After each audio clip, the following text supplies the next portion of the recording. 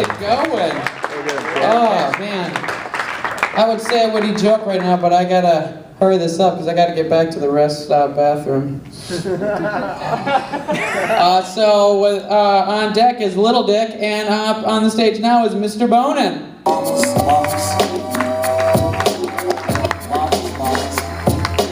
What's up, everybody? How you guys doing? When I was a kid, I watched entirely too much television, and one of my favorite shows was Little House on the Prairie. You guys ever used to watch that? Woohoo! Yeah, it was one of my favorites. It was a staple of the 70s and early 80s. And the writing on that show, as it progressed over the years, got more and more psychotic, and just was evil to the characters. Like, who remembers Mary, Laura's older sister Mary? She goes blind when she's 14. Then she gets married when she's 17, and guess what happens to her husband? He goes blind. Then she has a baby boy. Guess what happens to the baby boy? Noah died. No. But it gave me the wrong idea as a kid. Like, I would watch this TV show and take the totally wrong lesson from it. There's an episode when Mary's 13 before she goes blind. She becomes a teacher because that's what 13-year-olds did in the 1800s. They taught class. And she gets a job 45 miles north of their Walnut Grove.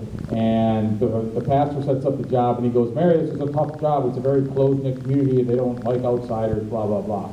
She's like, I'm going to try my best. I just want to help people learn. She goes up there, and the kids in the community are like a cross between the kid from Deliverance with the banjo and the children of the corn. They're like inbred children of the corn. And she goes to the schoolroom for her first day, and she goes up to the first kid. She's like, hey, what's your name? I'm Mary. And he's like, I'm Bill.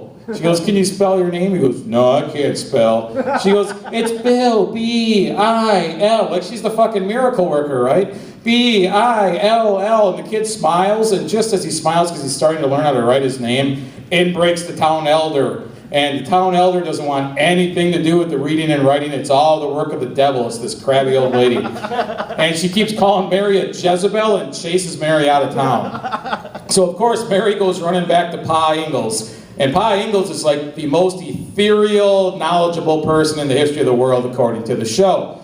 And he's like, as he's building his fence, because he was always building a fence on the show, just putting nails into a fence. And he's like, well, Mary, the daughter I raised, wouldn't be afraid of adversity. He'd go back up there and confront the town elder and tell them inbred Deliverance, children of the corn, how to read.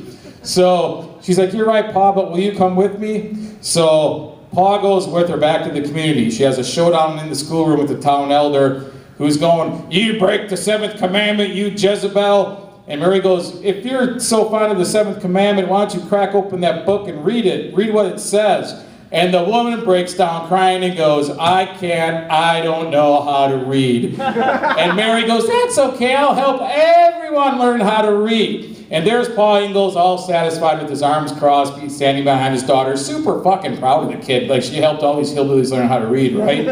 And this is why my life is fucked up, because when I was 13, I was fucking awesome at Super Mario Brothers, and my dad never watched me conquer the game. So that's why I say Little House on the Prairie is bullshit. But the way the series ended was awesome. It was phenomenal. It was like a psychotic ex-boyfriend was writing the show, and they went, hey man, look, we gotta cancel the series. Can you send everyone off into the sunset or something? And he said, no! Does anyone know how they did the final episode of the series?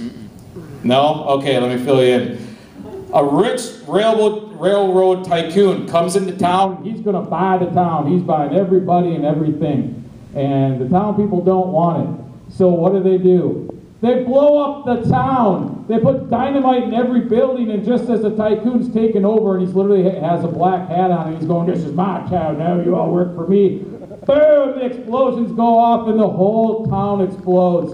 And they all march out of town feeling very satisfied that no one gets the town. That's what O.J. Simpson did. That's like a psychotic ex-boyfriend going, if I can't have it, nobody will. I'm just going to blow the shit out of it.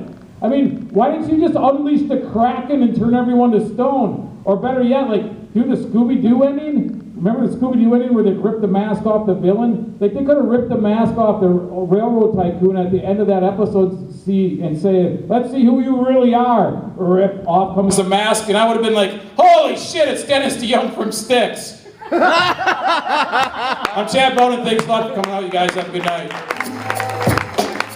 Yeah, I like this. I'm Jackson. Man.